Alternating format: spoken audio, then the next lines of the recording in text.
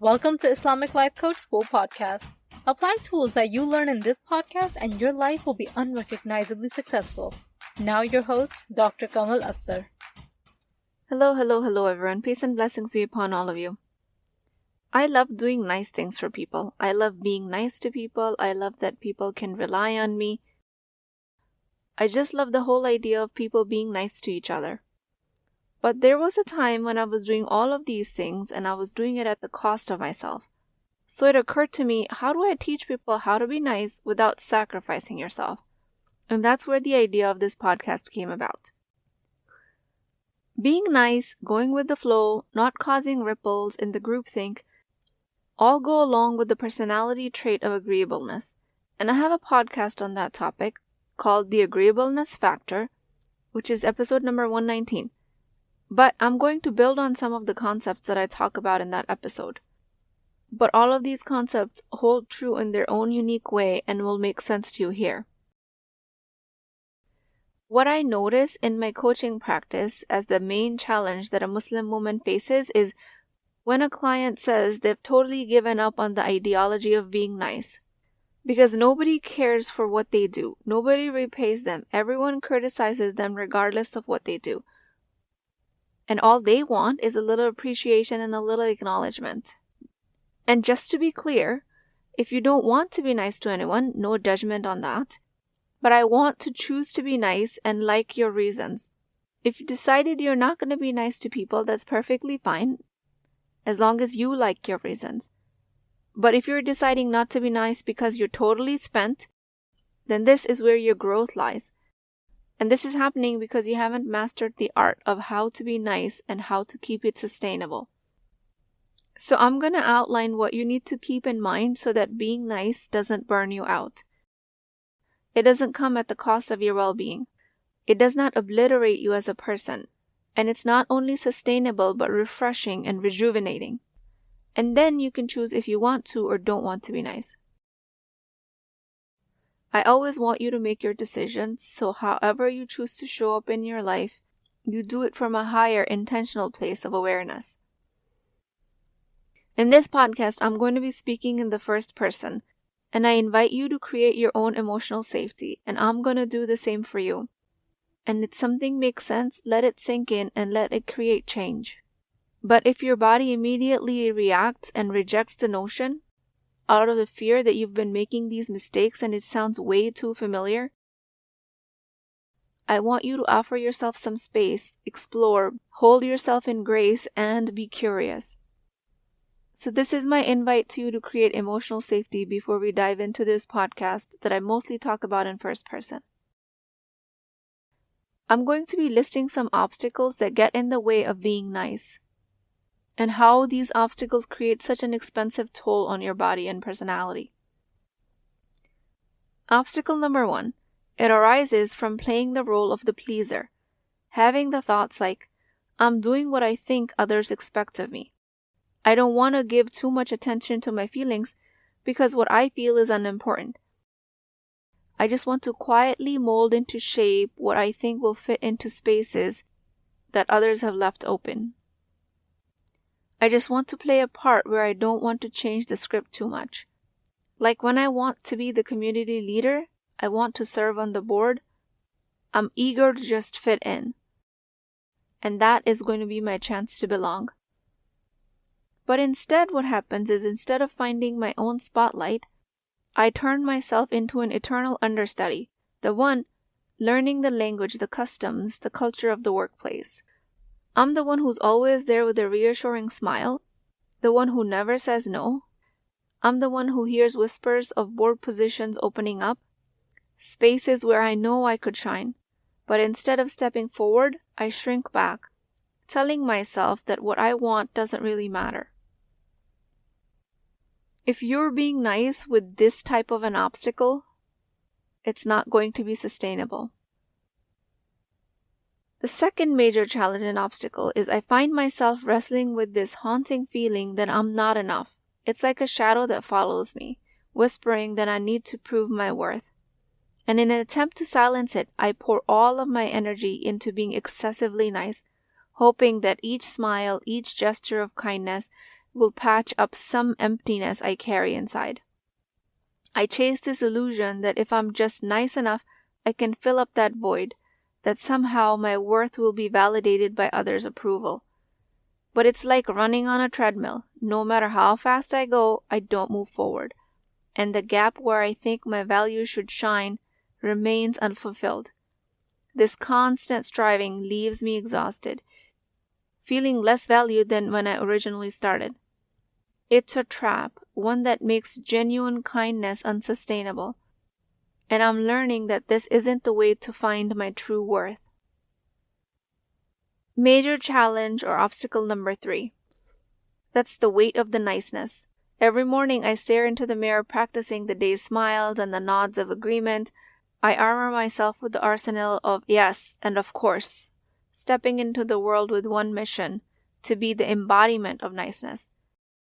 At work, I'm the first to volunteer and the last to leave, the never-tiring cheerleader always ready with a word of praise and a helping hand, but extremely uncomfortable when offered a compliment. And this is the weight of constant niceness, being the one that everyone can count on, but being the last one that I can count on. The one who says yes even when everyone else says no, and making it feel like that's a badge of honor. I'm the one who steps up, who does the favor, who never lets anyone down. And this is what gives me a rush, a sense of being indispensable. But all of it gets exhausting, not giving myself space to rest because my identity depends on it. It's as if I've tied a major stone of niceness around my neck, and I mistake it for a pendant of virtue. But this pendant of virtue, this badge of honor, is heavy and presses down on me with an unrelenting force. I don't allow myself pauses or the grace of no, for the fear of losing the rush, the sense of the worth that comes from being the reliable one. In my pursuit of perpetual niceness, I've unwittingly chained myself to an expectation of perpetual people-pleasing. This niceness that was my joy and pride now becomes a prison. Challenge number 4. There is no balance between external expectations and internal truth. While I'm trying to be everything for everyone, I lose sight of how my own voice matters. There's this inability to create a balance between being nice to others and being nice to myself. And burning out because of this, is that the real reason that I don't want to be nice? Surely I can learn this balance, because all I have to remember is that I can't let the act of agreeableness overshadow my authentic value of politeness. This balancing act that I'm on, tipping the scales always in favor of others, comes with a hidden cost of the risk of losing the essence of my kindness. Do I really want my generosity to be the reason I can no longer be nice? Surely I can strike a balance, because I know it's within reach. I can be that person who's kind to others without forgetting to be kind to myself. If I let my own need to be agreeable sink my own ship, then the real value of politeness, the genuine warmth of my actions, will drown with it. It's time to pull back the curtains of constant accommodation and let the light shine through of my own worth, my needs, my voice. It's time to navigate this life with a compass that's also tuned in to my own well-being. This niceness flowing inward as much as it is flowing outwards. Challenge number 5. The risk of always chasing. I chase an ideal of niceness. It's a standard that slips through my fingers because it's based on other people's approval, which I can't control. It's so interesting that I look for the approval, this stamp, in the other people's actions, which is utterly out of my control. The risk of chasing this overwhelming niceness is that it's elusive. It is a moving target with no predictable pattern. I catch myself running after this idea of being the nicest person around, like I'm trying to catch a cloud. That's impossible because it's not really up to me. It's sort of funny, but not really. How I hunt for that nod of approval, that thumbs up from someone else. But it's like trying to catch the wind. And the real risk of chasing this kind of niceness is that it's a mirage, always out of reach. It keeps changing, moving, and I can never quite predict where it's going to be next. It's exhaustive. Challenge number 6. I've come to the realization that the affliction of being overly nice is a survival instinct gone haywire. This level of niceness is a survival instinct to belong that's actually on steroids. It's a monster out of control, which was originally created for the purpose to ensure that I have connection and I'm not isolated and I have people in relationships around me. But when left unchecked, it's causing damage. This is so I avoid standing out, smoothing over every situation with a smile even when I'm frustrated. It is this deep-seated need to be a part of the crowd. And in all fairness, it is a subtle monster at times, hard to detect, where the urge to avoid the conflict or discomfort leads me down a path where my own needs become invisible. I just get to remember in times like this that sometimes the kindest thing I can do for myself is to say no, to draw the line in the sand, and to choose health over incessant niceness. And I can say no nicely. What I'm noticing now lately is how my need to be super nice is just like a safety blanket that has outgrown its value. It's now old and tattered. It was meant to keep me snug and secure, to make sure I fit in and I stay warm. It was a sense of safety that tells me that I always had people around. But now it's turned into this beast that's too big to handle. At first it was all about making sure I wasn't alone. Now it's making me blend in like a wallpaper, completely unnoticeable. This monster is tough, it's sneaky and hard to spot. It hides behind good intentions, and before I know it, I've lost myself in the crowd. And all I have to do is really slow down and ask, am I doing the right thing by being unnecessarily kind? Or it's like pouring water out of a cup that's never even been filled. And I just remind myself that that's not really kindness, it's self-neglect. I've started to notice that sometimes being truly kind to myself means standing firm and saying no. And also, I can still be very sweet when I set my boundaries. It's not unkind to protect my energy. Maybe that's even the nicest thing I can do. Obstacle number 7. Forcing optimism. My state of bright smile, thumbs up, even when the heart is heavy, pushing a little more, believing that things will get better without me changing my ways. This forced optimism of others will change. They will soon start to give me what I want and need. This forced optimism keeps my mental energy locked on others, keeps me distracted from what I want to do and what I need to do to enhance my life. Challenge number 9. The toxic byproducts of super autonomous self-sufficiency. I pride myself on being independent, not needing help. But when life gets tough, this self-sufficiency is isolating. There's this idea that I've had that if I just believe hard enough, if I'm just positive enough, then the world will right itself without me having to change anything. But deep down inside, there's this gnawing realization that maybe, just maybe, I do need to shift my own actions, not just my expectations. The toxic byproduct of this is a lonely kind of resilience. It's standing in a crowd and feeling like an island.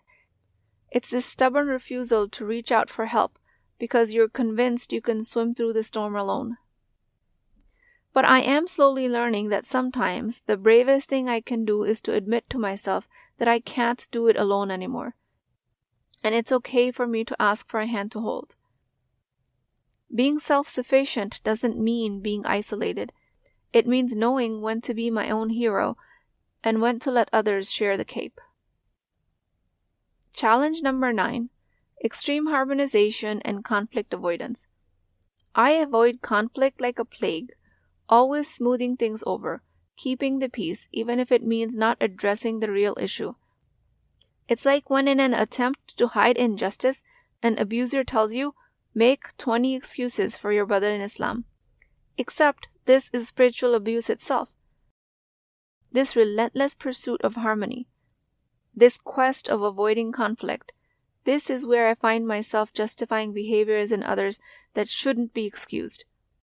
This is yet another self-neglect level of niceness. This is where I'm perpetually buying into extreme harmonization and making up excuses for others to an extreme extent. I've been caught up in this web of excessive peacemaking, and I keep letting others off the hook. And I'm a diplomat in my own life, but I'm negotiating peace at the cost of my own truths. With all of this knowledge intact, I invite myself to create niceness, to being kind to others, to perpetuate the beauty of actual selflessness, but without the cost of my own well-being. I keep these challenges in mind so that I don't slip into these pitfalls, and then I can keep making kindness sustainable. With that, I pray to Allah subhanahu wa ta'ala.